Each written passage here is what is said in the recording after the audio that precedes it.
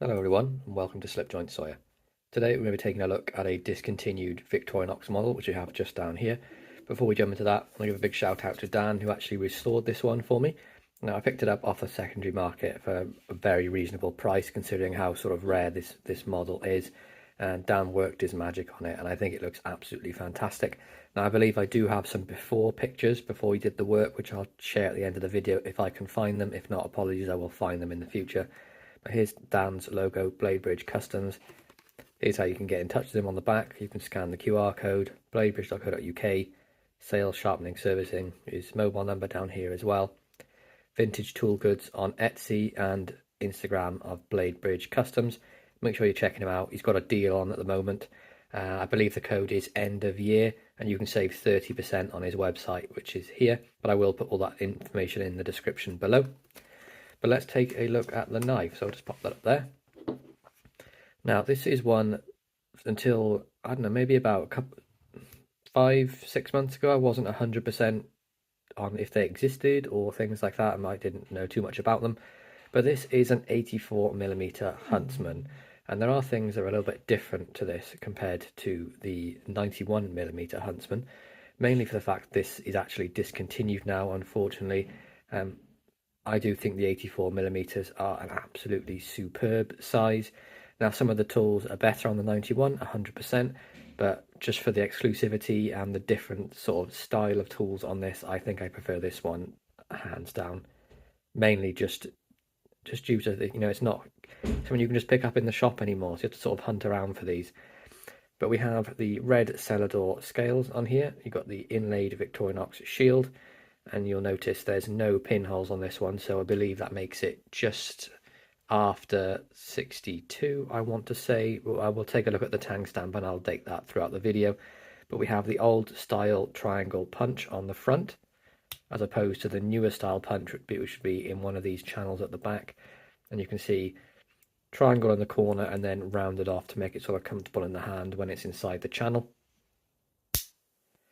We have the old style tweezers on the back, which are the silver topped ones here, and they fit nicely in the scales. And then on the back we also have the toothpick, slots very nicely in there as well. We have the shackle or bail, which I believe is nickel silver. I'm not entirely sure, I will have to look up what it is, but Dan rebuilt this and I think he did an absolutely fantastic job with it. I couldn't be more pleased. Polished up the scales wonderfully. I mean, I think it looks absolutely great. We have the old style corkscrew on the back with the 5 rings as opposed to the 4 of the modern variation. And of course, this is before they were putting the pins in there. So there's no pinhole in there either. On the front, we have the can opener. And you can see this has PAT on there, and that's for patent pending. So this is when they just introduced this style can opener.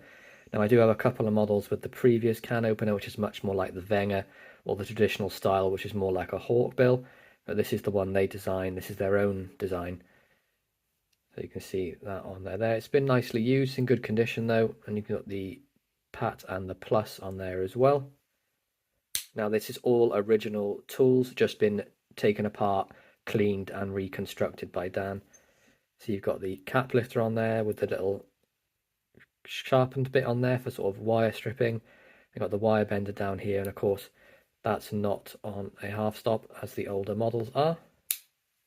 Nice action on that still.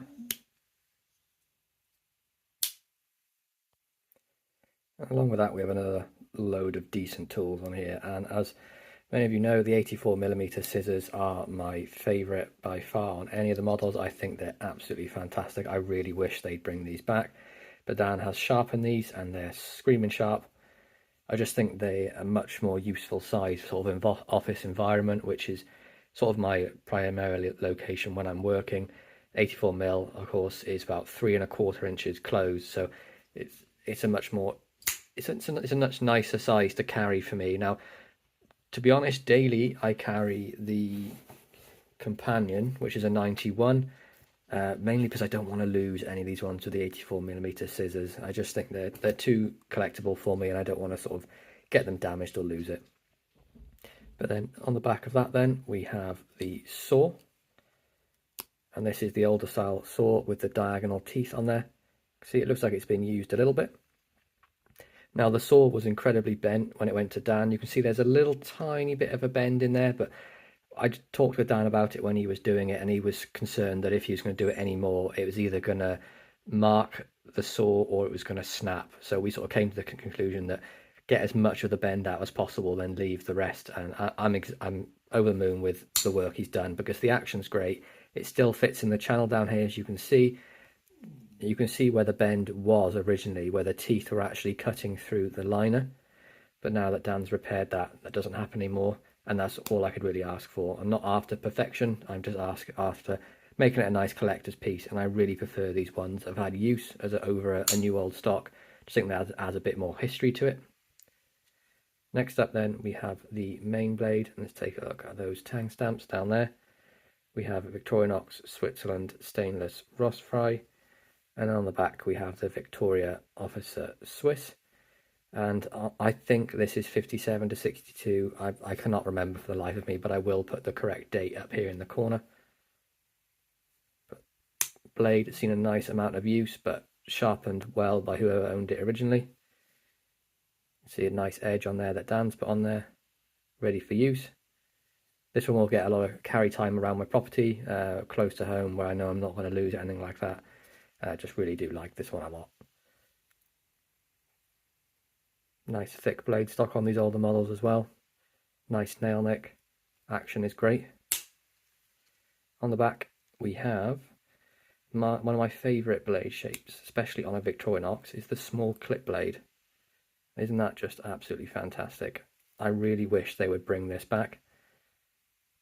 Plenty of life left on that. You can see it has been used and sharpened, but it's screaming sharp, and it's going to be one of those perfect knives for anything like package opening, really. You can get your finger right down on that clip bit, draw cuts, pulling towards you, or anything like piercing cuts. It's perfect for that.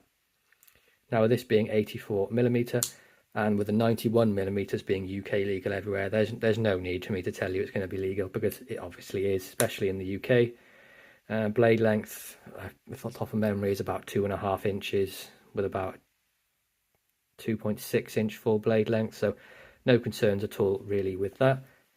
Just an overall absolutely outstanding knife, refurbed by a wonderful human, Dan.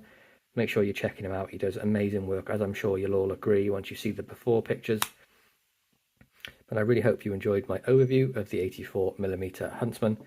Please be sure to like, subscribe, and ring that bell for notifications, and I'll catch you in the next one. Peace out.